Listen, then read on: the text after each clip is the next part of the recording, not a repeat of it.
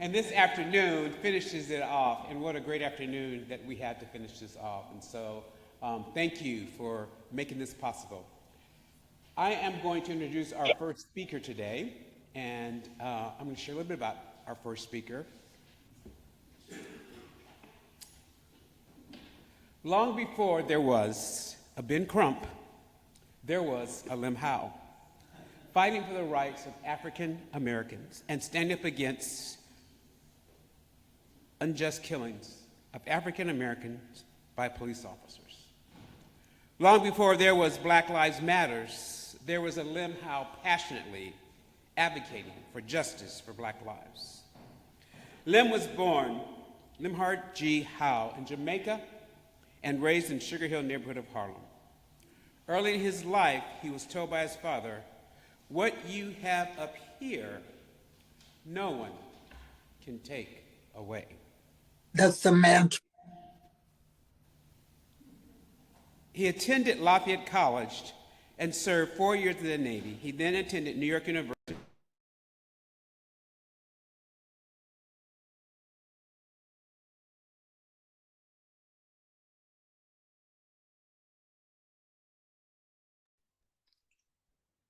Someone turned the pulpit mic off.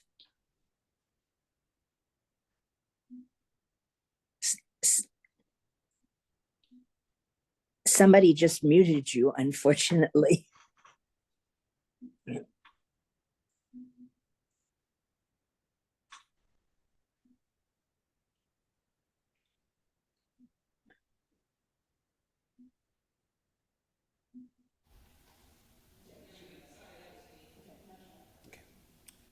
Make sure you get the full effect of this.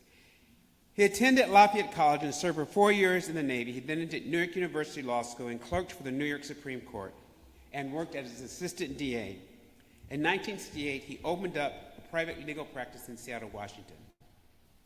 Lem Howe is known and still is for making things better for African Americans by making sure that things were equal and just. He was honored as Outstanding Attorney in 2016. He is described as a man who could stand up to the system, and he did. Lem's light shines brightly. He's been married to Pat for 65 years. They have 2 daughters who are also very well accomplished. Lem, I am honored and humbled that I, as your pastor, get to introduce you today. You and Pat are a warm and joyous presence for me every Sunday morning when you walk through our door.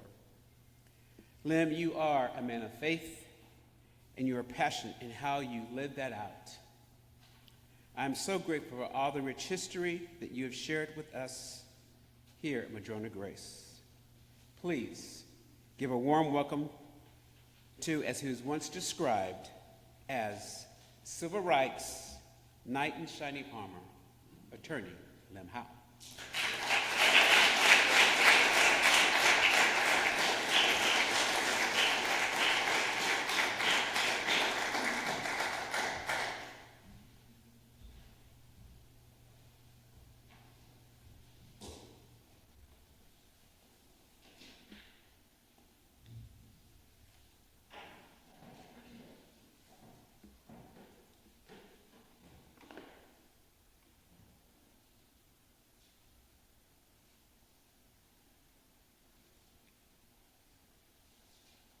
I want to thank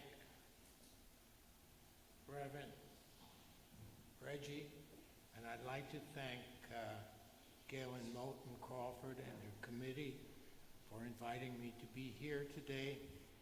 And I have to say that I'm continually grateful to my wife, Pat, because even last night when I attended that fabulous jazz concert here, she was there typing my last version of my papers today.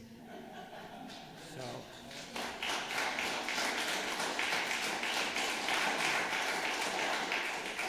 I want to make a couple of disclaimers. First of all, my photograph on the promotion wasn't taken 2 weeks ago as suggested by Rick.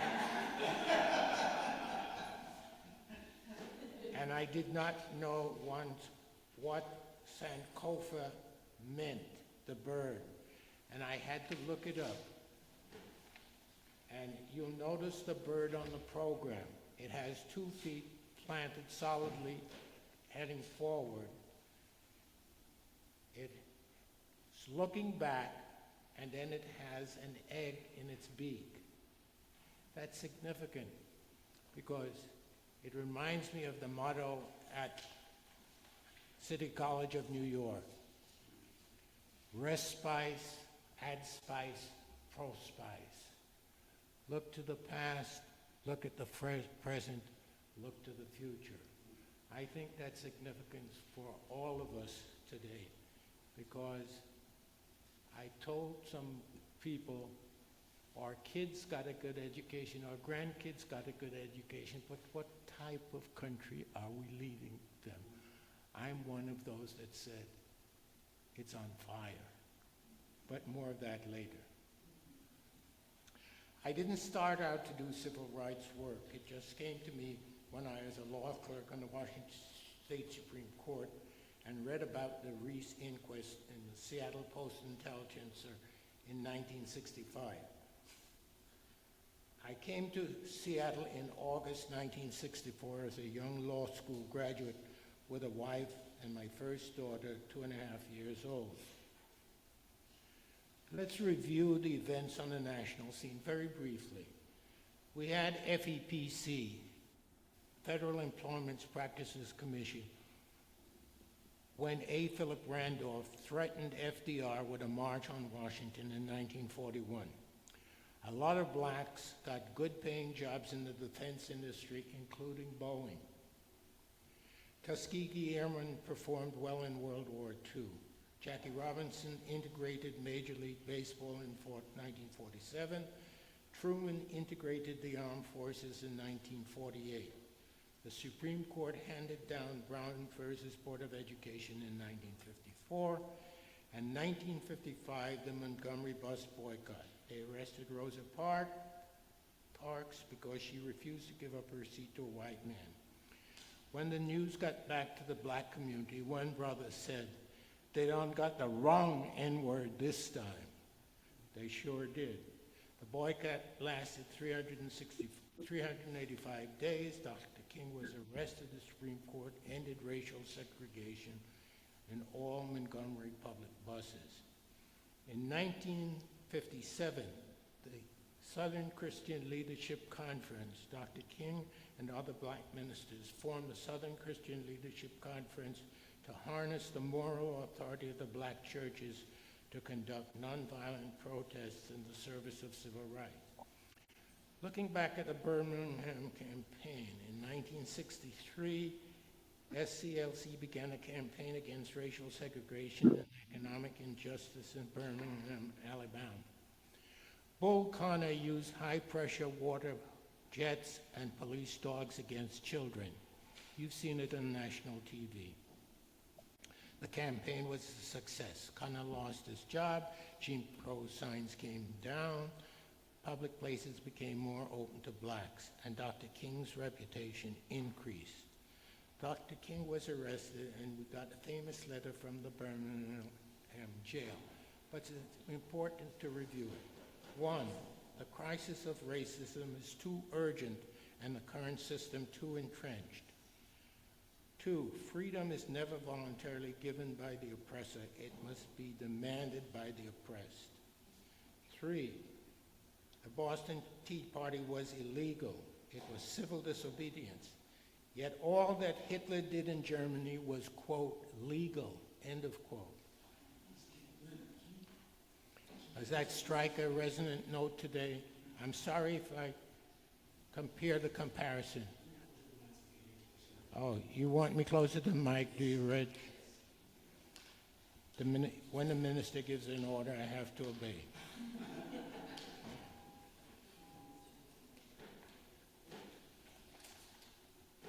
His frustration with the white moderates, you remember, quote, have almost reached the regrettable conclusion that the Negro's greatest stumbling block in his stride toward freedom is not the white citizen counselor or the Ku Klux Klaner, but the white moderate who is more devoted to order than justice, who constantly says, quote, "I agree with you in the goal you seek, but I cannot agree with your methods of direct action," who paternalistically believes he can set the timetable for another man's freedom, who lives by the mythical concept of time, and who constantly advises the Negro to wait for a more convenient season. Dr. King was displeased with the pace that President Kennedy was making to address segregation. King wanted JFK to follow the footsteps of Abraham Lincoln and issue an executive order as a blow for civil rights, as a kind of second Emancipation Proclamation. JFK refused. On a sunny August 28, 1963, 250,000 marched for jobs and freedom in front of the Lincoln Memorial. Dr. King was spectacular. "I have a dream that my 4 little children will one day live in a nation where they will not be judged by the color of their skin, but the content of their character. I have a dream today." When Dr. King ended his address, when all of God's children, black men and white men, Jews and Gentiles, Protestants and Catholics, will be able to join hands and sing the words of the old Negro spiritual, "Free at last, thank God Almighty, we're free at last." I was there, and it was like all our souls went up to heaven. That's the feeling I had then. James Reston, writing in the New York Times, said, quote, "Dr. King touched all the themes of the day. He was full of symbolism of Lincoln and Gandhi and the cadences of the Bible. He was both militant and sad, and he sent the crowd home feeling that the long journey had been worthwhile. It will be a long time before Washington forgets the melodious, melancholy voice of the Reverend Dr. Martin Luther King, Jr., crying out his dreams to the multitudes." The racial climate in Seattle in 1960 was less than friendly. The black population in Seattle was less than 9%. In spite of passing the law against discrimination in 1949, Washington had a heritage of being less than tolerant towards minorities. Open housing failed in Seattle by a vote of 3-1 in 1963. Certain cases in the Washington Supreme Court illustrate the racial climate. Cressman versus Boyle. Not the current law students who take the bar, but when I studied for the bar, but then we had to beware of Cressman versus Boyle. We saw injustices which involved a meretricious relationship. You know what that means, meretricious? They weren't legally married. Between a black man and a white woman. In Creasman, a black man was jilted out of his life savings by white relatives of the white woman he was living with after her death. Browning versus Slenderella. Mrs. Browning, to use the court's language, is colored and the wife of a dental surgeon in Seattle. Basically, she waited about 2 hours in Slenderella's salon and was not served while white patrons were served and sent on their way. Discrimination may, quote, "discrimination may arise through subtleties of conduct as much as openly expressed refusal to serve a person." But, hold on. In order to warrant a judgment for the substantial damages, i.e. $750, there must be, quote, "severe emotional distress." And the plaintiff did not suffer severe emotional distress. The plaintiff only proved nominal damages. Therefore, $100 is the proper amount, and the judgment was thus reduced. King County prosecutor Charles O'Carroll was using the inquest to whitewash his inaction for not prosecuting white police officers for the homicide of blacks. So in Seattle, a white police officer could act as judge, jury, and executioner, and in fact, it was no different than lynching right here in Seattle. Coach Jim Owens at the University of Washington football team was part of the fractious racial climate in Seattle. He did not cotton well to black athletes dating white women. He benched an All-American because he was dating a white girl. He had black athletes compete for the same position on the team. He demanded that black athletes pledge allegiance not to the university nor the team, but personally to Coach Owens. The black athletes revolted. Gary Gayton represented many of them. A faculty committee appointed by then-President Charles Odegaard found that discrimination existed on the football team. 59 black organizations in the central area, I didn't know we had that many, started boycotting the University of Washington football team. I was walking past the Rainier Club. I wasn't inside, I was walking past. And David Cohen and Joe Gandy, two prominent Seattle businessmen, were coming out and asked me, Lem, what are we going to do? I asked, about what? The community and the UW football team. Me, fire Owens. Them, we can't do that. Me, then why are you asking me? When black recruiting dropped and the team record became 2-9, the answer became clear to Husky Tyee members, and it was goodbye, Coach Owens. Police in the black community, the Reese shooting. In 1965, I was dumbfounded when I read the Seattle PI of the shooting of Robert Reese in Chinatown by an off-duty police officer. An inquest jury found excusable homicide. The facts are, 2 Seattle police officers met their wives at 8 p.m. when they got off work. They went around to many different bars and admitted to 5 or 6 drinks each. They were in the Lin Yen Cafe at 1:30 in the morning. Now, I don't use the N-word, but I have to be accurate as a lawyer. A black couple was having dinner, and the officers were loud and boisterous and repeatedly made the statement like, quote, I don't like to eat around niggers, end quote. The black male patron called the home of Robert Reese and spoke to James Williams and told them that there was trouble at the cafe, with some whites making smart remarks. 5 brothers came down, including Williams and Reese. Quote, here's some more niggers, end of quote, was heard. A fight broke out. After the fight, the 2 officers offered to shake hands. Reese and Moore walked to Moore's car, and when they were leaving the driveway, one of the off-duties pulled a gun and began firing. He was next to a uniformed police officer, but he's in plain clothes, never identified himself as police officer, and shot into the car. A bullet struck Reese in the back of his head. Jack Tanner, one of the founders of the Lauren Miller Bar Association, and David Roderick tried the case before racist Judge Henry Clay Agnew. With an erroneous instruction, there was a defense verdict. I took it up on appeal to the state Supreme Court and argued it en banc twice. On a 5-4 decision, the state Supreme Court made bad law. I won't go into it. Justice Utter, the great human being, was also happened to be a great judge, dissented. I clerked for Justice Stafford. He dissented and signed on with Judge Utter and Judge Finley.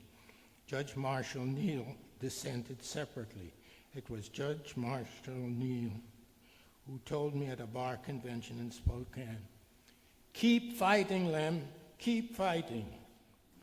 The Larry Ward shooting in the late 60s, there were, strike that. In the late 60s, there were a series of bombings in the central area in Seattle. Among the targets were Hardcastle Realty, represented Dave Sprague's home, Safeway, and Model Cities. There was pressure on the police and King County prosecutor to get the bomber. One day, Alfred Burnett held up a jewelry store and ran right into the arms of a Seattle police officer. Although he had violated parole from previous offense, Barnett was released from jail because he told prosecutor Carroll he knew who the bomber was. An elaborate trap was set where Alfred Burnett would bring the cops and trap the bomber. The police had the dynamite, which could not explode because there was no detonator on it. Larry Ward completed his military application, having served in Vietnam. He was to take the civil service test for the U.S. Post Office within days. According to Burnett, Burnett went to the Ward residence looking for a mutual friend of Larry Ward and Burnett. Not finding him there, Larry agreed to go in his stead with Burnett. At Hardcastle Realty on 24th and East Union, there was a stakeout of a plainclothes police officer in the Liberty Bank parking lot across the street. At 2 a.m. in the morning, Larry bent down to light the fuse of unexplodable dynamite. The officer fired one shot across the street, which presumably went over Larry's head and struck the plate glass at Hardcastle. Larry started to run north on 24th Avenue, surrounded by police officers, and was shot to death. A coroner's inquest was held, conducted by Coroner Leo Soldiers. Sowers. The family was represented by me and James McCullough. Sowers had no legal training nor any medical training. We had to submit questions in writing to Sowers, who decided whether he would let the deputy prosecutor ask the question. Surprise, surprise. The inquest jury found that Larry Ward had met his death by criminal means. That's great. But our victory was short-lived because the prosecutor, Charles O'Carroll, refused to prosecute, and Leo Sowers refused to issue a warrant as required by statute, and we could not get the court to compel them to act. That was one time in my life that I got angry in court. I was angry.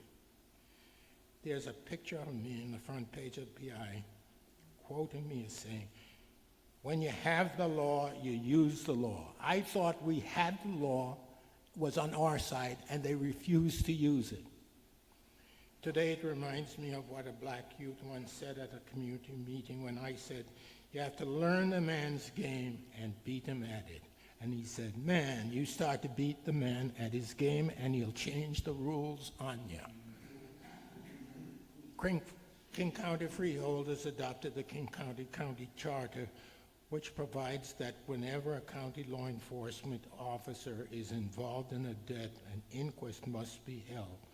Now we have a provision that lawyers for the family of the deceased and the police officer's attorney can ask questions of witnesses.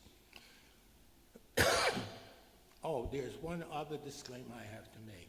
The advertisement said I must have handled 20 police killings of black people. I think it was more like 14 or 16, but I lost count.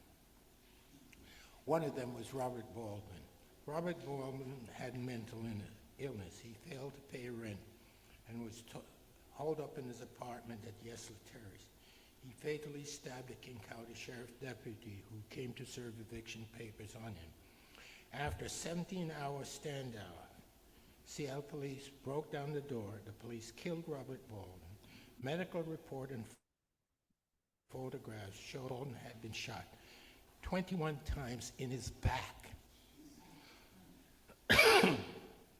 The inquest jury found justifiable homicide. A civil trial found some police negligent, but the overwhelming contributory fault by Baldwin resulted in a jury award of $93.60 to Baldwin's family. But it was a moral victory because the entire SWAT team resigned as SWAT members. Now this one, Lynn, really got to me, and that was the Edward Anderson case. A young black man had an altercation with his girlfriend, the mother of his baby. She called the police. Edward Anderson ran across a backyard and got hung up on a fence. A white cop shot Anderson in his Adam's apple with a gun nozzle between 12 and 18 inches from his Adam while he was hung up there. Norm Stamper, who was then the chief of police, came to Mount Zion Church and told about 720 of us that the shooting was unjustified. Yet he got the next day the report from the Shooting Review Board, which said the shooting was accidental and within police guidelines. The inquest jury exonerated the officer.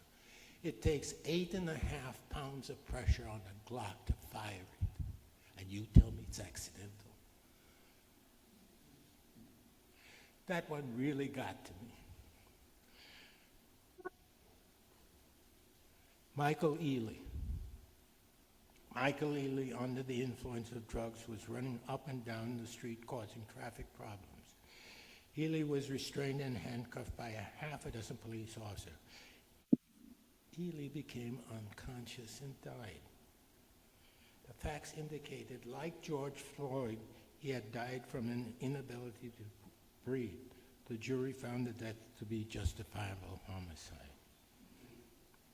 John T. Williams. I was not involved in the John T. Williams case. A Native American woodcarver one afternoon walking along the street, minding his own business, a Seattle police vehicle came up, officer, jumped out and said, "Drop the knife, drop the knife." Within 5 seconds after he first said, "Drop the knife," he shot and killed John Williams. Now, Williams had a small penknife that he used for carving. Now, what is interesting here is that for the first time that I can remember in any of these cases, the Shooting Review Board, the police firearms review found that the shooting was not justified and not within police guidelines. The gutless prosecutor, Dan Satterberg, refused to prosecute the officer. He had the backing of the police department on one of their own, and he still refused, not even assault charges. Don't get me started. Now, I was asked to talk, I'm way past my deadline. I can't talk about Lauren Miller because that's not fair to the other speaker. But I have two quick stories that I have to tell you about.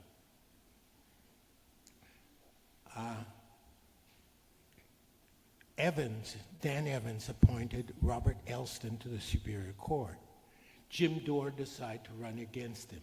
We had just formed the Black Lawyers, and they issued a statement saying Black lawyers support Elston. That was the kiss of death. Lloyd Charette had thrown out the affirmative action program at the University of Washington Law School in the DeFunis case. So we didn't have any love for Lloyd Charette.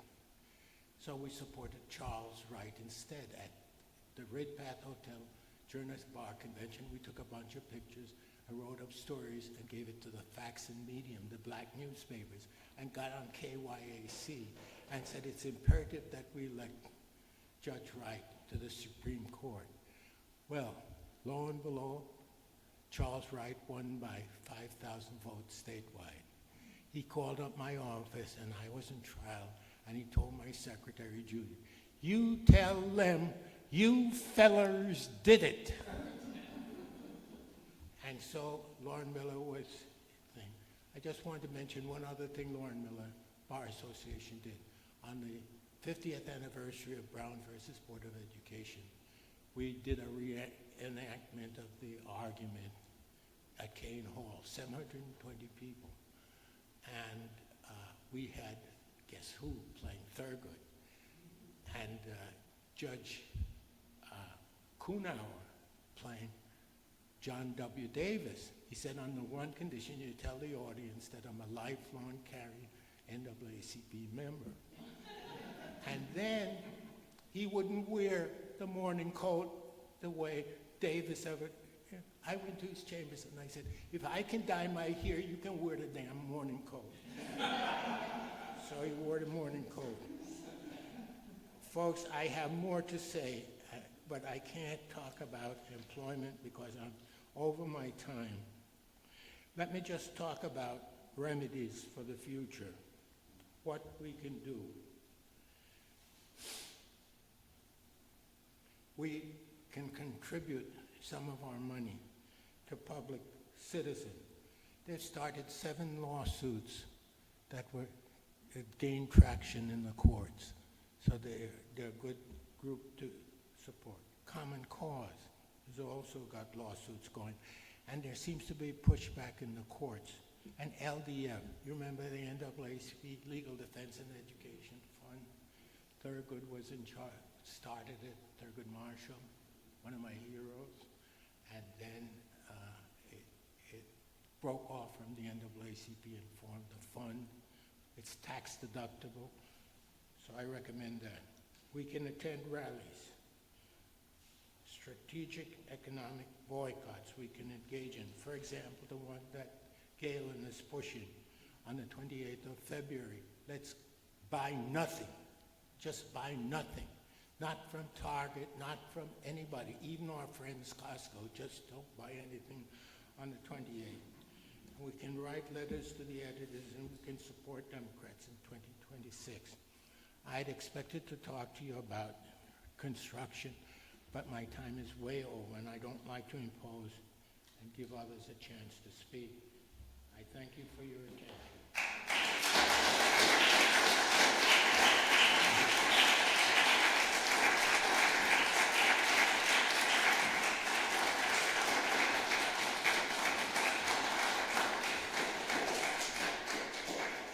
Let's give a pat around ourselves. He did all the work.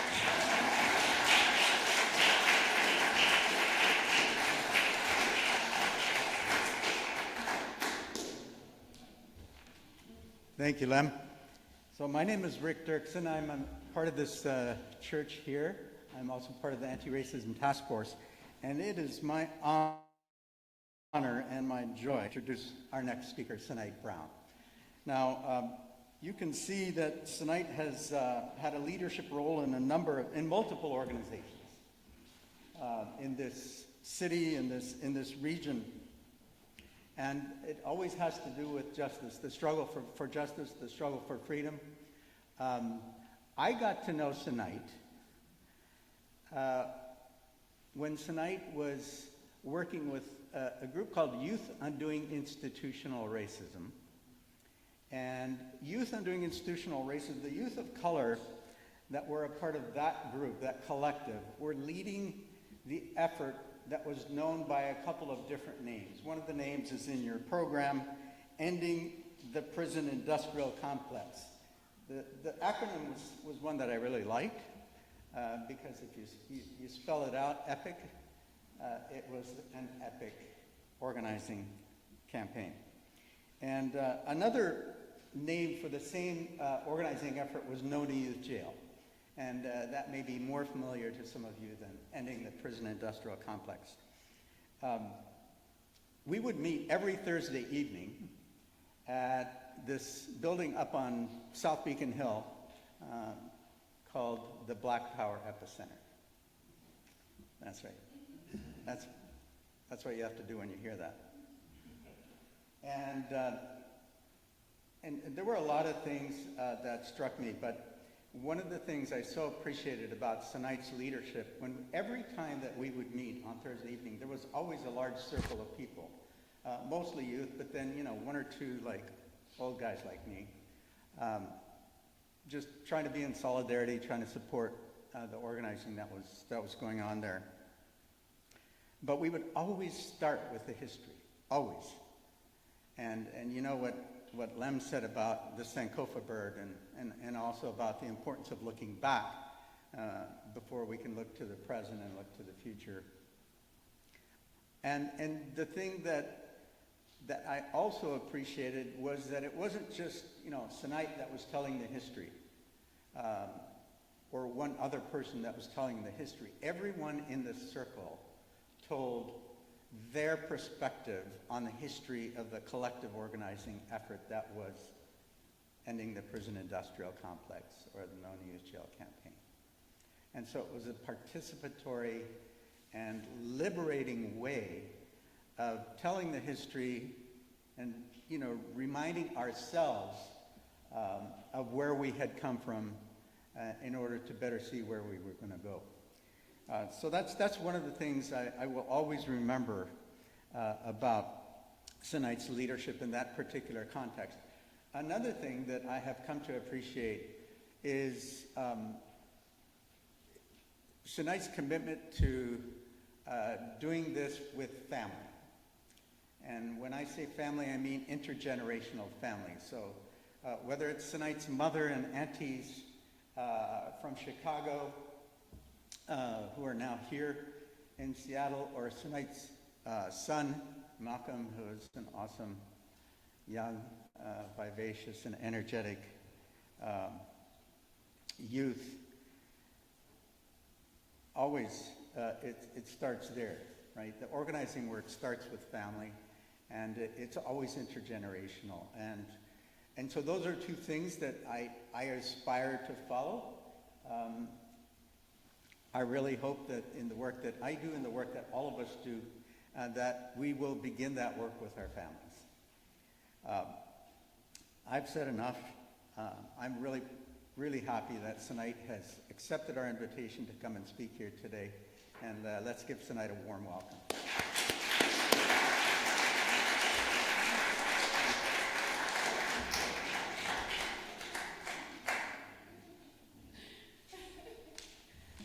All right, let me make sure I do a mic check. Is that feeling good for folks?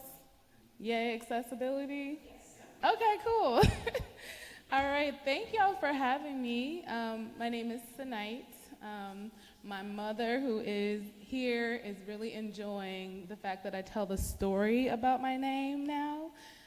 When I was growing up, it used to be the worst because she would follow me around, and every time I would introduce myself, and I'd be like, I'm Sonite, and they'd be like, and she'd see a look on someone's face where they didn't know or didn't really fully hear me. She would be like, her name is Sonite, Candace Jardé Brown. It means to be peaceful and virtuous. And she would give the whole story, and I was just like, ugh. And it was so embarrassing. It took me a long time to love my name and to understand that your name having meaning gave me purpose.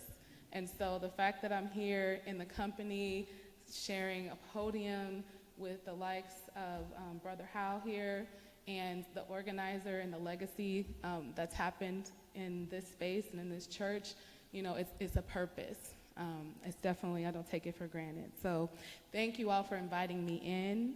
I can't help but reflect on the last time I was in this space. It just dawned on me when I came in. I was in this hall over here, and when I came in, there was a European Dissent meeting. That is European, D-I-S-S-E-N-T. I always wanted to say that. Now I get to say it. To dissent, right, from the position of oppressor, and to look at what has been lost because of oppression in terms of humanity. I was in this room, and there was I think it was right after the first Trump election. Yeah, so, and not only that, when I know of European Dissent, I know about, 25 to 50 really dedicated people. I walked into this space, and there were 200 people in this space. Not this space, just in this space. And when I say hanging from the rafters, along the wall, it's so funny, I'm like, it's not really that big, but it felt real big. I was actually a little scared, not gonna lie. But there were 200 folks, and people were looking for direction. They were looking for what's the action. They weren't just the European Dissent members, but it was the entire network of, who had been touched by the organizing. And, I had a little small opportunity just to speak and give it perspective, from perspective of a Black organizer, being like, this is nothing new. We have been here before, It is the same pattern. The only thing that was new and illuminating is that some people just woke up in that moment, right? Because for many of us, because of just our history, we were never living under the illusion that democracy absolved this country of its history around racism. We were never living under the illusion that black and brown bodies had been dehumanized and continue to be dehumanized. We were never living under the illusion that the things that we built have been attacked and disorganized and intentionally done so by the systems that were built to do that. We weren't confused. So it was interesting to be in a space like that. I mentioned that because I think we're in another space, right? Not just with the election, but just the ebb and flow of movement, right? When I came here, I came from Chicago area, actually came directly from Chicago in 2010. And I moved here because I read everything online at the time about Seattle. I was like, ooh, Seattle, like utopia. They talking about racism. They got nonprofits with jobs where you can work on racism. I see black and brown faces leading some of these spaces. I was so like, excited, y'all. I mean, I really did. I packed up. I remember my mom gave me the little bit she had left so that I could come fly out here for a job interview for a temporary part-time position working at Solid Ground. I'm like, temporary and part-time. It's real tentative. All right. It paid $15.75 an hour. And to be honest, that would be the highest payment that anybody in my family, all generations, would have been able to make. $15.75 an hour was gold. My mom worked as a teacher for over 40 years. My aunt got up every day at 2 a.m. and she went to work, scraped the snow off her car, went to work at a methadone clinic. And she worked there for 45 years supporting an entire building that my family lived in. So $15.75 was making it, right? And I was like, I'm coming out here, I'm getting this job. And surprise, right? When I came out here, I found beautiful scenery. I found some fresh, amazing food. I found some good music. I did not find the utopia though, that I thought I was gonna find. I think I found the whitetopia, right? Because I realized that my proximity to white folks and being so deep white here in Washington was the reason why there were so many enjoyable things.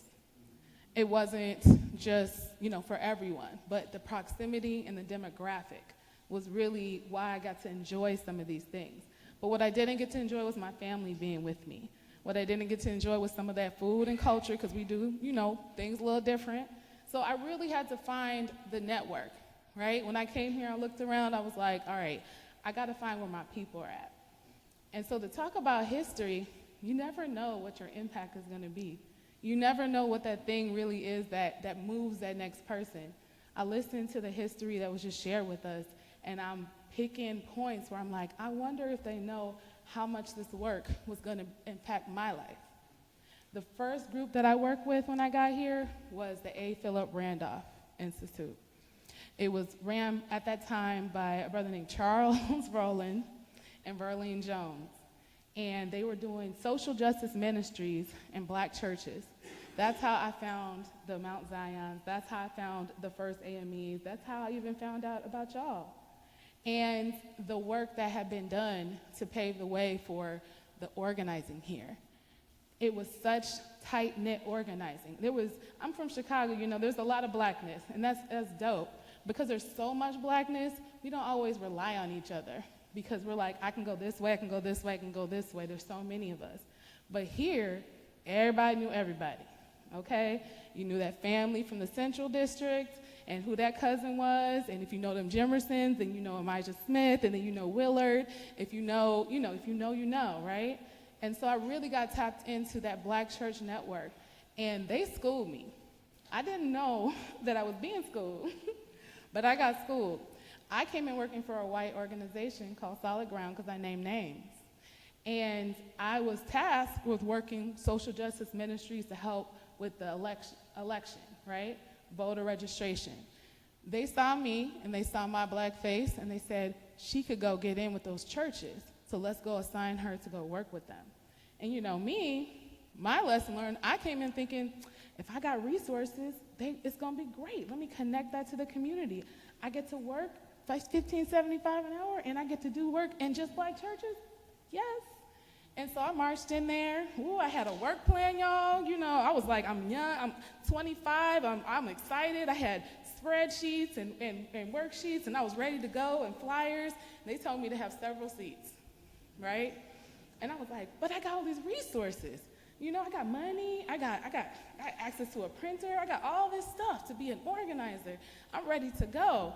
And I got kind of mad. You know, I had like a resentfulness about it because they, you know, kind of pushed me off to the side, was like, you know, sit in and listen.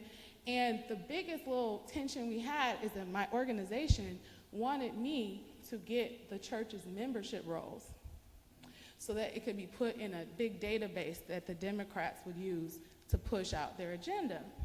And it was a part of the agreement for my time. And every time I would ask for those membership rolls, you know, it was a very sweet send-off, but everybody acted like they didn't hear me, right? I was like, the membership rolls is the next on the list. And it would just be silent, so they move on to the next agenda item. And I was looking like, I'm so upset. Time is ticking. You know, I'm trying to do work, good Black work, right? And I could not figure out why I was not being effective. I started getting kind of mad, kind of upset. And then that piece about history kicked in, right?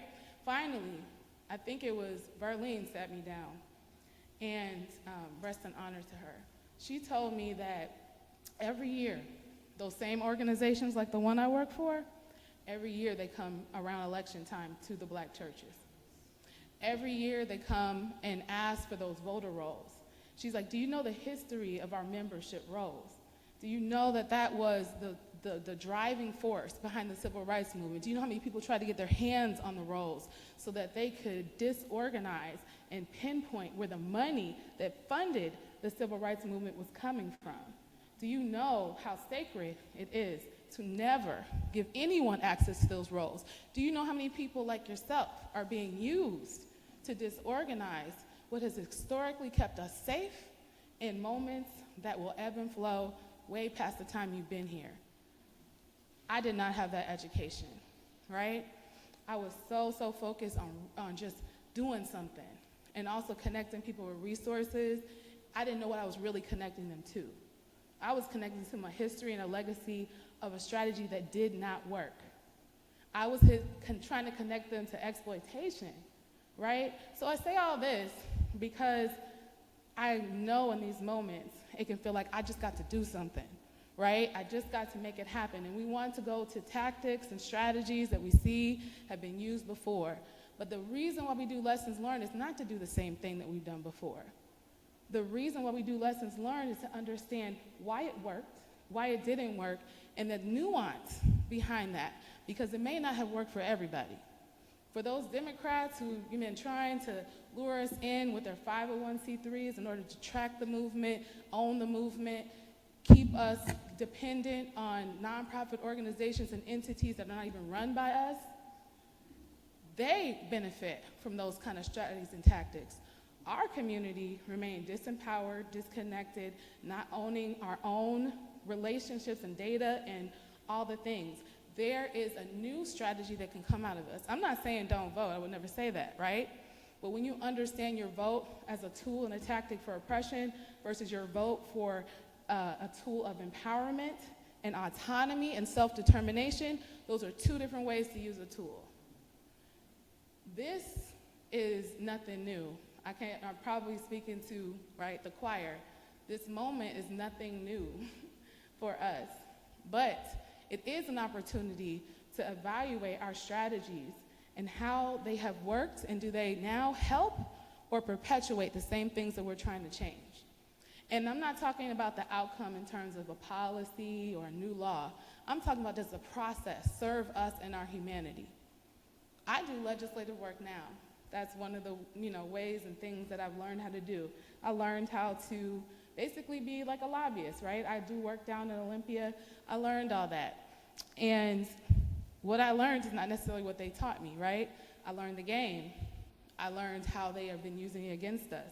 I learned how we can use that process that does get a lot of people from the couch to the street to make the process empowering for us and to use that tool differently.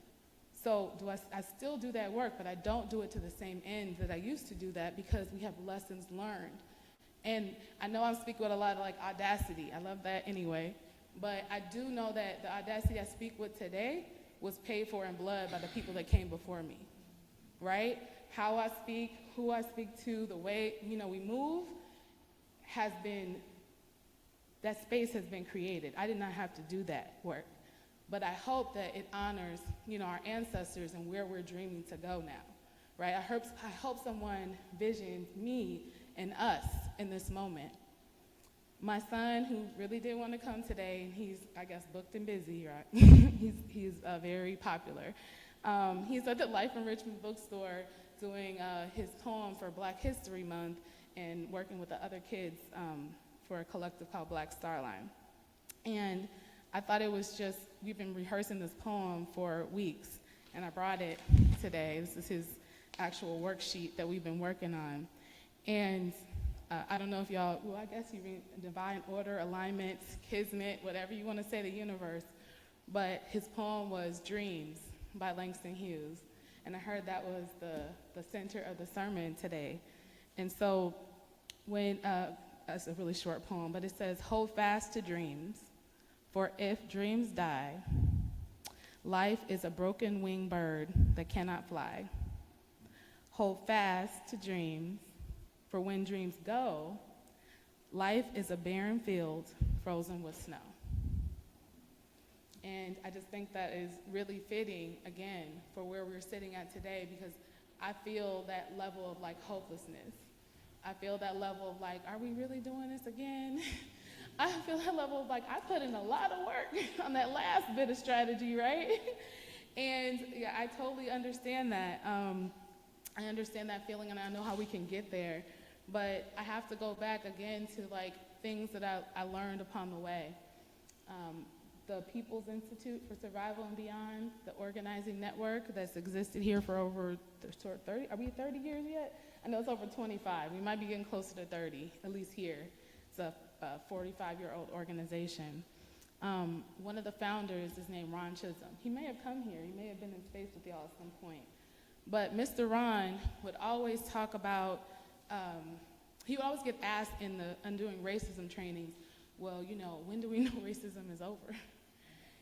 And yeah, it's like a big question. And he would say, racism is over when the feet of oppression turn into windows of opportunity, right?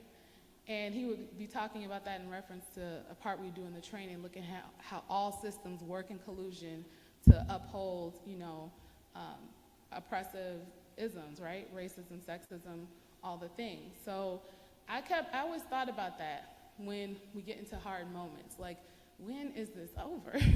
When do we know we finally got it? And I do agree with him. We want to see these institutions and systems become windows of opportunity, right? We don't want to see them become harmful and continuing to beat us down and kill us.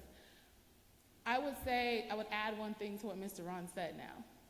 I would say not just those windows of opportunity when it comes to institutions and systems, they open and close.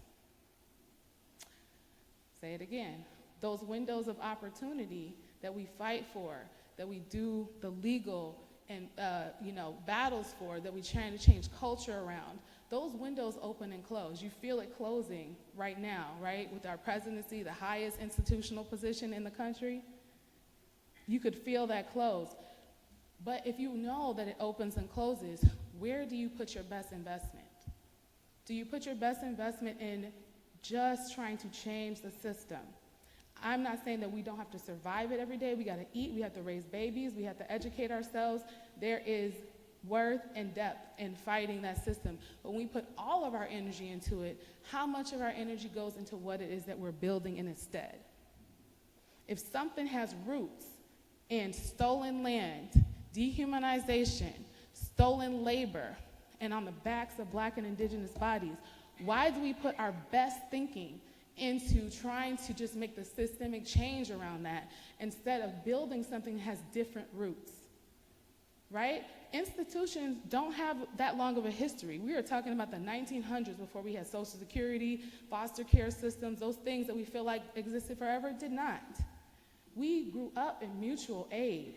We grew up before it was called that, just in social clubs and maybe just organizing around the block. We grew up in relationship with each other and with a relationship to the land. And that is where our greatest investment is. How do we decolonize ourselves and get healed and develop a collective thinking that values grounding ourselves and building something from there? The president, the policies, all those things, they will ebb and flow. The window will open and close. But when you have your best investment on that side, you're planting seeds for something that cannot be uprooted. And that is what I've learned from No New Youth Jail to working with the Black Prisoners Caucus, to working with the Village of Hope, to working with APRI. All of those efforts, definitely had the policy aspect, but they had a deeper root about returning to what works best for our humanity. And that's what I would lift up today, our kids.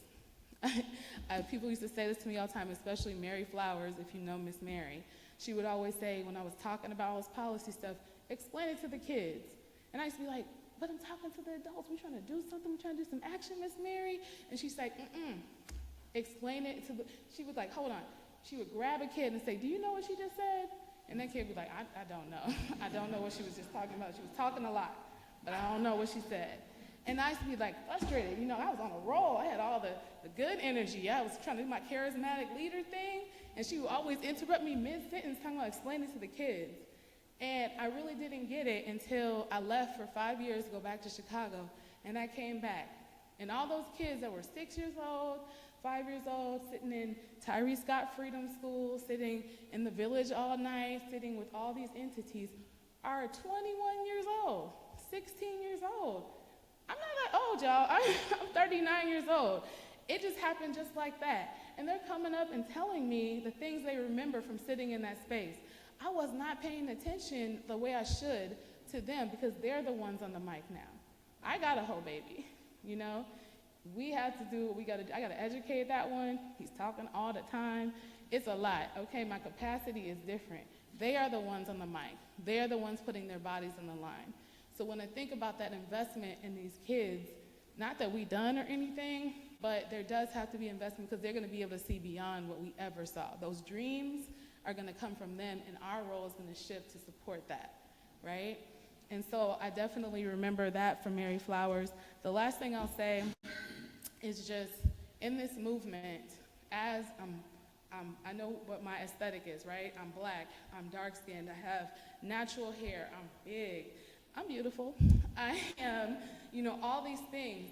I definitely organize in a way where I did not make myself nor anyone of my same demographic the main character in our own organizing. And I look at the movement, even from just the past 5 years, from Black Lives Matters to the work of Youth Jail and all that before, and I look at how many Black women, Black femmes have played that role of sacrifice, played that role of holding everybody down in the family, done that holistically, and yet we have never centered their analysis on what they're moving through in the world. Case in point, I know what's up with Officer Friendly, right? I can clearly understand about police, the structure, where it comes from. You're not gonna see me out here kicking it, trying to lift up and be like, he a good one. But do the same folks that we've been fighting with and alongside understand what, and this is a quote if you get it, Becky with the good hair looks like when you have to go to the Social Security office, when you have to go through the education system, when someone is trying to take your child away through CPS. Do you understand what it looks like for my experience to move through this world, and are we fighting the same fight? Do we see the connection? I will never do organizing in which I'm not the main character anymore, because I understand that everyone understanding that full experience of what it means to be Black, whether you're Black and queer, Black and immigrant, Black and indigenous, Black and all the facets of that, is what we have to really hold to bring everybody with us. And that is a different approach. That's a growing edge in this movement. So I love this space. I love the work that your committee is doing. I love the connections that we have. And there is stuff happening. But I will tell you this, it is not happening in the same way where it's going to be on TV. It might not even be in the streets.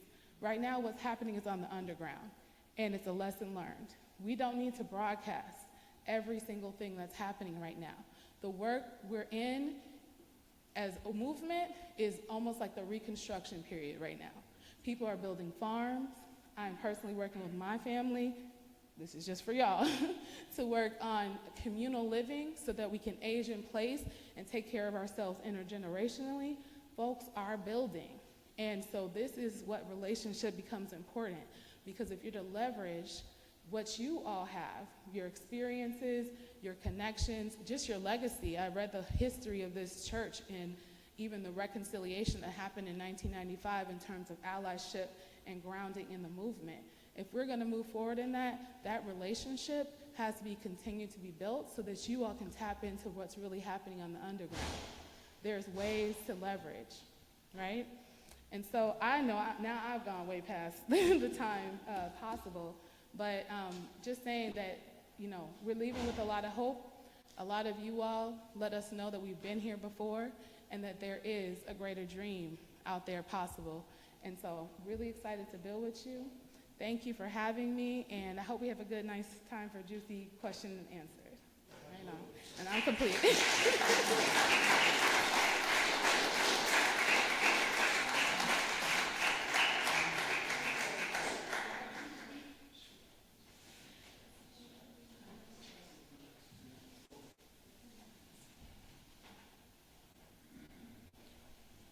Thank you both so much. We want to continue the conversation by giving our speakers a chance to hear your questions and talk back, have the conversation.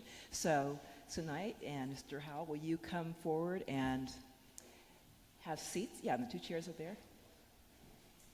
And I also wanted to let people know that this church is involved in trying to support Reverend Al Sharpton's boycott on February 28th. And so we have these little stickers. They're kind of small, but we encourage you to pick up one. And if you have any campaign badges, stick it on your badge. That way it will last longer, and wear it. And remember to, on that one day, everyone can boycott Amazon for one day.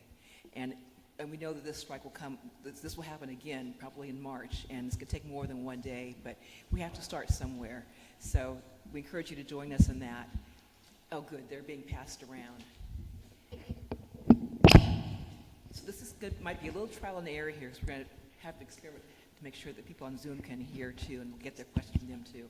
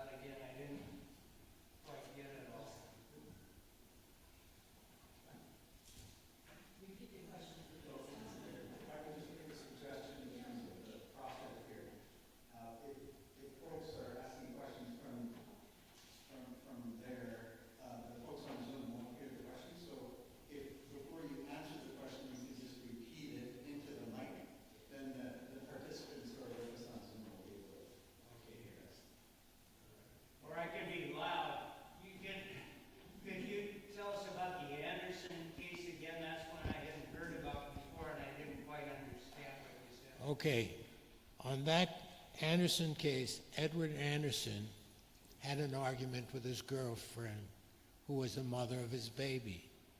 She called the police, 911. He went out and was running across a field and got hung up on a stanchion. All right? The cop who did it was young, and it was, 1:30 in the morning and so forth.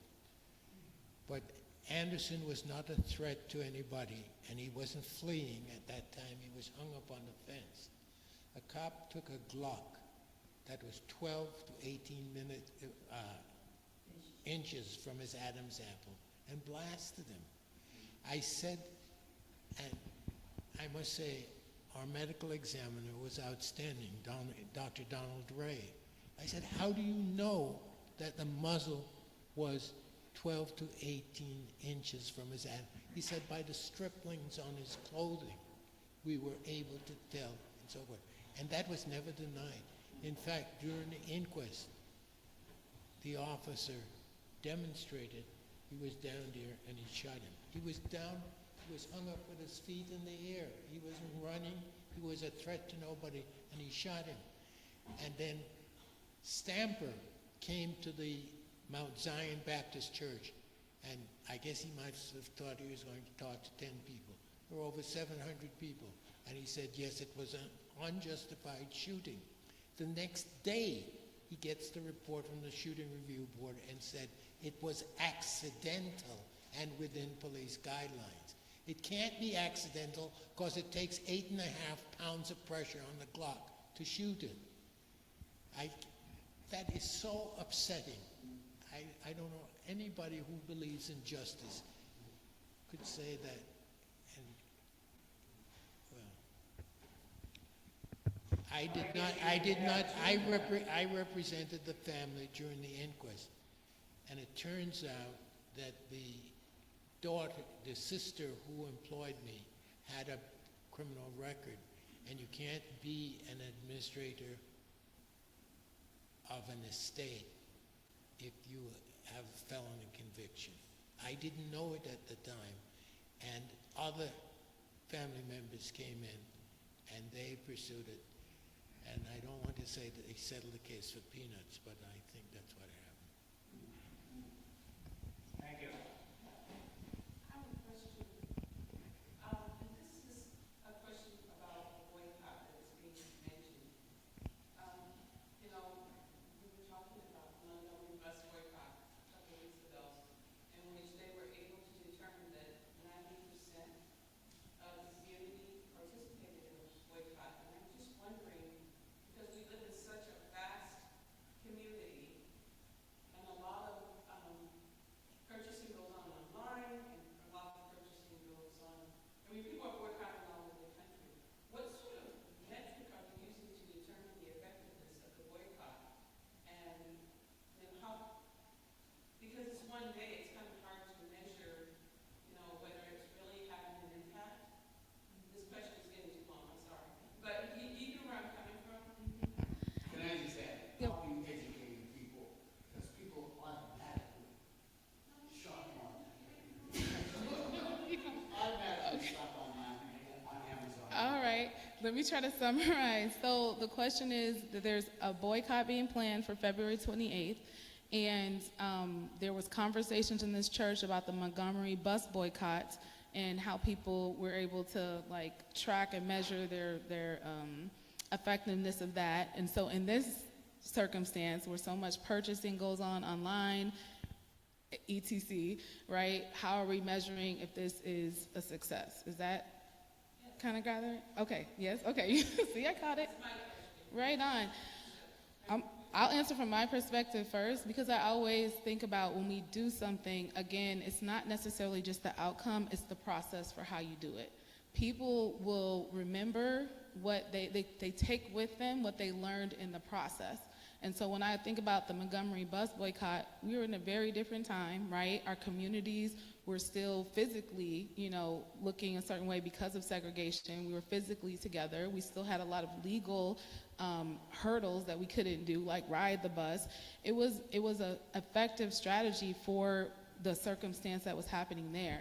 Now, I not only heard about this boycott, but I've also heard about a buy-in. I think we heard Reverend Al Sharpton talk about a buy-in to Black products at certain stores. There's messages coming from social media. There is, there's a lot going on in around the idea of boycotting. I ultimately think there's a lot of intertwining with just maintaining capitalism, to be honest. I don't know if our community, and not Black community, I'm talking about this whole community, really has the full analysis on what it means to be a part of a capitalist society. And I'm not even putting myself past that. I'm talking about when we're educating ourselves and each other. You're boycotting because there's an economic ramification to that. You want people to feel your buying power. Maybe you want folks to feel your solidarity together, right? Maybe you want to make this an action where you can make a stand. But if you don't pair it with an analysis, people can do a function for a day, and then it won't carry past that day because there's nothing that has shifted in their own internalization of the system that we're a part of that's going to make them continue to do something. So the fact that you all are having conversations and maybe about the history of boycotting as a tactic and pairing that with the analysis that at least I read to understand is existing in this church can make it more impactful, right? But it's a tool like any other tool. How do you make the process actually be the most important thing rather than the outcome of how many people bought or didn't buy this thing? Because you may not ever get those numbers with all of the information that's being shot at us right now, but you could get something very tangible out of the process. Okay, Mayor, can you just follow up? Oh, I'm sorry. Okay, I think economic power is a great power. The bus boycott succeeded in Montgomery because most of the riders were black riders. And when they made an effective boycott for 385 days or however long it took effect, this one thing that we're doing on the 28th, there are many allies. Our job is to get the word out to more churches and so forth, the 28th. I'm going to contact friends on the internet and say, people like living in Connecticut, just don't buy anything on the 28th. Now, it's the first start, but if it's effective, we can make it months in advance and target, and go after them and spread the word.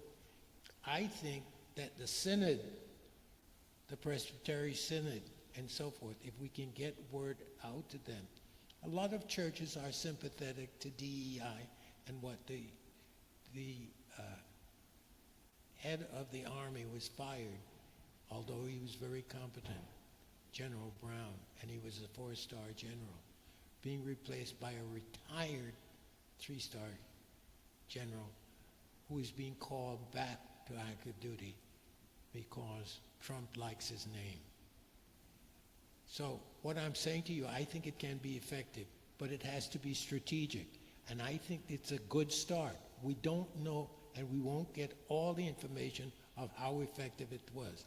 But if it's even a small dent, it will persuade other people to make it in advance. What we need to do is to have a coordinating committee that gets words out to our sympathetic allies to do the same.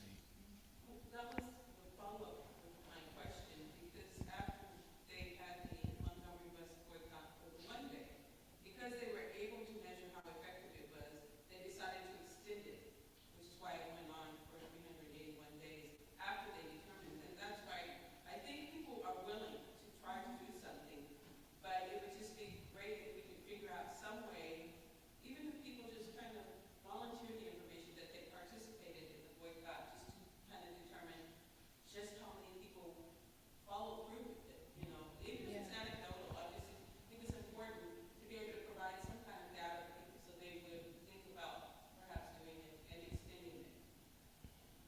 You know, I agree with you, and I think we have to get word to friends in the media. Joy Reid, by the way, in case you don't know it, lost her job with NBC. Pat was telling me. But what I'm saying to you, MSNBC is a friendly station. If we can get word to them and they can show up on Rachel Maddow's show or some of the other show, and we can get it in the medium here and so forth, then we need a lead time. This is days. We've got to spread it as much as we can among all our friends. But I think if we targeted and done in advance and it's advertised, I think we'll see results. Yeah, agreed. I do think the organizing is critical, and if it really is a jumping off point, use it. If it gets people off the couch, I don't care what it is. You know, it could be a lollipop boycott. If it gets people into a room where we can get a deeper political analysis about what it is that we're doing, that will never leave, right? And it may be a springboard into a different action or whatever comes next, but the whole idea is what is going to get people through the door. And if your organizing is, what do they call it, irresistible, right? Then that will make, then that is what keeps people involved. The urgency and the fear-based stuff, I've just seen it, and we get a lot of that here in Washington. I get emails all the time like, oh, the sky is falling, oh my God, look at what's happening in the legislature, and I'm just like, boy, if I just read my emails, we're in trouble, but it only motivates so much, and then I start sending them emails to the archive, okay, because it's just too much. But when you, again, make the movement irresistible, would you rather come to a space where you're like, yo, we're going to boycott, but after that, look, we about to have some of this good food because y'all always have good food here. We're about to be up in the sanctuary. We're about to strategize about our long-term plan, right? Then, you know, there's a way you can use any tool to bring people in. Just a point of please. information, how do you counteract conspicuous consumption? Looking back to the boycott, Southern boycott, a personal friend from the East Coast ran an educational project, Virgil Wood, Dr. Virgil Wood. And one of the things he told me was they had to educate in terms of the boycott. So now, flash forward 2025, we're talking about a whole different relationship to spending money. It's so easy to do that, and people do that with, and people in business make it easy. Well, just, I don't want to talk too much. Education is one, and you just, Len, you were talking about learning the system, and then things change. But use the same tactics, market. I just heard about this last night. I hadn't heard about this until last night, and it's happening in 6 days. I don't know who's running it. Are you guys running this? Is this something that?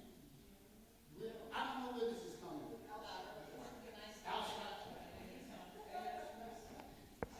So just for the Zoom folks, I don't know if they're still there, actually. Okay, they're still there. Okay, I just want to repeat so that people on Zoom, because you're talking about education, part of it is when you got an audience, you know, make sure everybody hears the same thing. So the brother was saying, you know, how do you do the education piece of it? He heard that from Virgil Wood, right?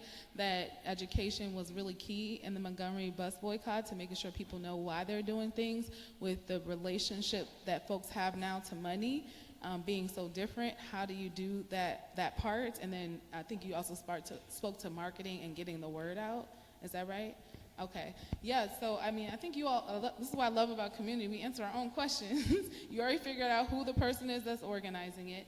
I think we understand that education in itself, right, is like part of the game because it gets people thinking, what is your action tied to, right? It's not just about, I'm not going to click on Amazon today. It's tied to a larger framework. And how do you get people in the door to doing it? I just lift up one point. Part of this process is ownership. I could be the dope boycott leader and do all the work and send out y'all all the flyers and tell you to show up and be there, but that's going to be a very different outcome is you did the button, you did some phone calls, you helped to come up with a strategy, then we own it in a different way. The process matters. I know we have a history of charismatic leadership and the one kind of messiah complex, to be honest, right? That is played out because we've seen what the government does. They target, kill, assassinate, shut down that one person, and there's no leadership underneath that can carry it forth. So that is a lesson learned. We all are the charismatic leader in this. And so when we're doing even small things like just gathering together to talk about what this boycott is, we all have a role that we can do running out of this so that they can't shut down all of us, right? And that builds up the momentum and the excitement about what you're doing. I'm doing work with doulas right now. They're amazing. They wanted to do Medicaid reimbursement to be able to serve families that are birthing on Medicaid. It's half the families in the state birth under the Medicaid program, right? And that was the carrot to get in the door. Everyone's like, I want to make sure doulas who help birth babies get paid. That's so cute. We love that. Everybody's excited. I'm like, okay, so you want to do that. Let's analyze what system that you're about to come into. Y'all are doulas. You work in the medical system. That's a system that's worth a read. I bet you got a read on how systemic oppression plays out in that. But you want to do politics. So you want to go to the government. What is the read on that? Collectively, we are going to have a read on it. I definitely have expertise, but we have a collective read on what does it mean to participate in politics. We had to break down all of those systems and what we call an analysis of power so that we understood how they were all colluding together to create the results of our babies not making it, and our bodies, us literally not making it out of the hospital. They were there for Medicaid reimbursement and the cute babies, right, and the doulas. You ended up getting a whole education because that was what we needed to be able to really be in solidarity together, but also to come up with solutions that were innovative and new, right? We had to sit and learn our history. Did we know granny midwives were the first folks that birthed babies? Did we know that they had ancestral practices? Did we know that the American Medical Association actually criminalized black women who were enslaved and carrying along all those medicinal practices and said that they could no longer be certified to do so? Y'all are going for certification for birth doulas. You think that has an impact? Absolutely. So we had to have those conversations so that we could organize. And we did get Medicaid reimbursement. Started January 1st, by the way. So, you know, all that's happening. But the more brilliant part is those folks own it. I don't have to be there for that work to continue. And they're building their own collective called the Doula Hub, and they're going to run off with that because it was a bigger vision than just that one policy. They started off with a carrot, but it developed into an actual organizing body. So y'all, it's same thing can happen with the boycott. You mentioned grannies, right? Pat's great-grandmother delivered me. That's beautiful. I don't know whose hand was up first. I think right here. A little more background on the boycott. Most of us had no idea where it started or the frame. Okay, so more background on the boycott. Do you want the mic? Sorry, not my show.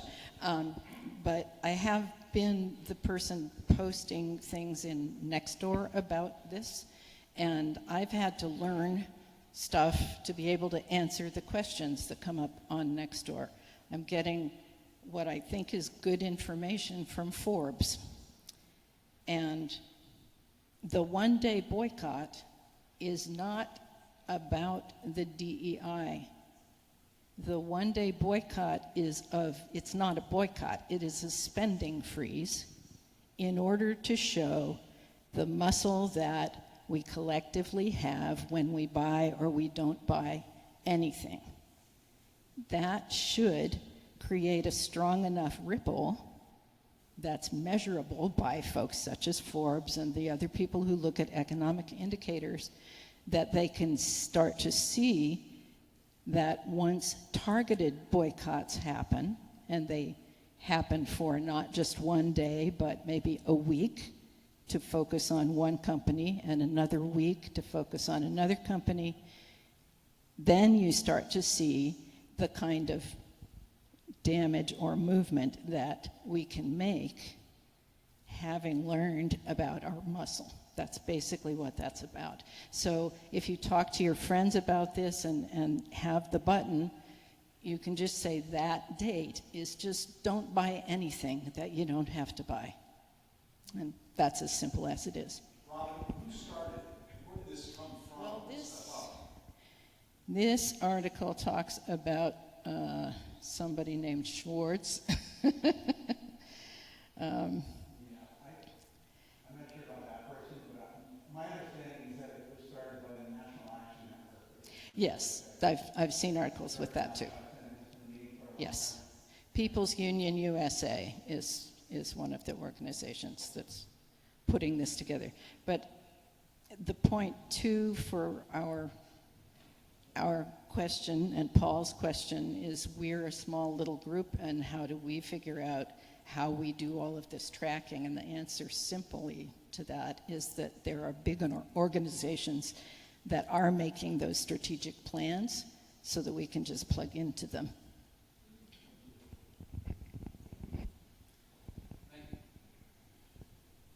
Right on. Well, there's your organizing right there. And I think that you all have a beautiful space, a physical space, to have people come and debrief after that boycott so that they can be like, I took action. What is the greater context? What's the history around that? What are we doing next? That's like prime time. Like, you know, get on the mic and continue to share that history and all your lessons learned and research. Start doing that history so everybody else is carrying that, because I could tell you right now, if I wasn't going to boycott, I would, because of what you said. I'm like, I like the bigger picture. Oh, we're going to do a flex. We're going to see a muscle.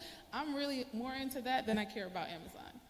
I mean, honestly, or DEI to be exact. I'm more into like our collective flex. That's what's getting me through the door. And that's what y'all have an opportunity to do as a group, is figure out what is that bigger picture beyond the moment, right? Like, what is that bigger picture that keeps people coming in and that, you know, we're gonna go towards? That's when you get into like organizing and not activism. I'm concerned when you say you don't concern about DEI. DEI is what Trump and his minions are after. It's really racist to be so. DEI represents progress, diversity, inclusion, equity, and they're against that. That means that they want to roll the clock back. So we have an education problem. We have to educate everybody how important it is. If somebody's anti-DEI, then it's to pull back, to push back to the old days before 1955. So we've got to fight it and I guess define it. Just to illustrate the question I have, I wouldn't want someone on the 28th feeling guilty about buying gas to get to work because they weren't prepared to how we respond on the 27th. Yeah, and definitely none of this is about blame and shame. I mean, we are out here in different levels of survival. Some of us get to go home and sleep under a roof tonight, and somebody else ain't. And so I don't think it's like, you know, we should put people on the same measurements, especially if you're impacted by the oppression, right? And so I think that's something that happens a lot, like the sense of competition around like who's more woke and all that. That doesn't do anything for us because it doesn't get you to where you want, which is an organized body of folks that are conscious and that are doing something in their own way. So that's going to be, you know, a reality. But I think that's a part of it, is that people just hear that or just feel that kind of social media 6 seconds of information. Did I do the like on the thing? That's not long term. That's just for a moment. So you get an opportunity to build real relationships with people and find out, did your strategy work? Is there a way you could do it different or better? If you are a houseless person or a person who needed milk that day or whatever, what's some other ways that you can contribute to that bigger picture vision? I get to learn what your bigger picture vision is. And yeah, just point of clarity. Definitely, I think it's important to understand the history of all of our policies. But I take it back to, I work at a reproductive justice organization. I take it back to Roe v. Wade. Roe v. Wade happened. Planned Parenthood, a lot of the white dominant culture organizations were losing their mind because of the legal loss, you know, that was to roll that back. That it took to get that to happen. And I was looking at a lot of the Black femme-led organizations, and they were upset, but they weren't as upset. And I was like, well, why aren't y'all like also like leading this? And what's going on? What's the tension? They were like, well, let's be clear. The way that it was implemented, a lot of us didn't get the same benefits from Roe v. Wade that white women got. And so we've been trying to be in solidarity forever, like, hey, reproductive justice is about looking at all the systems, not just one piece of it. And so we haven't had Roe v. Wade since it happened. So this is opportunity, like wake-up call. Everybody's running back to the table. If it was able to be dismantled, that means that there is improvements that need to happen in the organizing, and that we need a vision that is going to be able to address why they were able to undercut it in the first place. So how do we do it differently and better, and maybe really lit from the bottom, so that the policy that we come up with next is something that everybody is going to benefit from given the context today. And that's when I say, like, again, that bigger picture and the collective understanding that you all have about what the problem is and then what the solution will be is going to be critical to any sort of sustainable long-term work when there's so much short-term stuff happening out here. Briefly, you should understand that we had a revolution with LBJ. When he was majority leader of the Senate, we got the 1957 Civil Rights Act. We got the 1964 Civil Rights Act. We got the 65 Voting Rights Act. The mega movement is an attempt to go back before 1955. We have to educate people to understand that the DEI program was designed to promote equity and inclusion and diversity. A lot of these companies instituted DEI programs, and we were on the track. We have a list of all the companies that support DEI and the companies that do not. So I guess our job is to educate people what DEI is. It was to make this country more equal and fair, and that Trump is trying with the Project 2025 to push it back, to go back, and we've got that list. I saw it today, Rick, that list of people, of organizations that support DEI and the ones that do not. So it's a clear list. I think we pick them off one at a time. But I think we have to get information out about DEI. Maybe one last question there.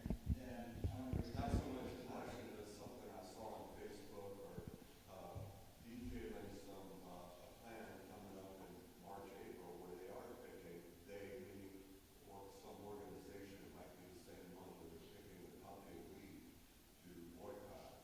So that's something we can spread the word on coming up. And for the folks on Zoom, Dan said that there is a list of a boycott a week that's out here on Facebook, so that lets people know what the target is. Okay, I just wanted to say it for Zoom. If you really want to shut them down, go for Black Friday. That would wake folks up. Because that's where a lot of people are making their money. I feel that.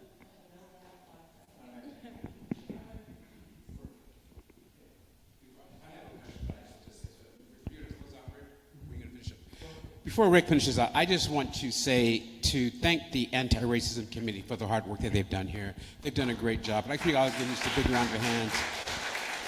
Particularly Galen and Rick for the hard work they put into this. They have done a great job, and I like that Robin's back there, you all. They put in Dan, Lorena. If you all here, just stand up real quick, you all. Just please stand real quick. And they're going to continue to do great work. I talked about that in my sermon this morning. So we just need to, like I said, just keep pushing forward. And so thank you all so much for this great night. And thank you both for being our guests tonight. Thank you. And I just want to thank our two speakers once again. Let's give them both a round of applause. Lem Howell, Tonight Brown, thank you. Thank you for being with us. We all know that this is the beginning of a conversation, not the end.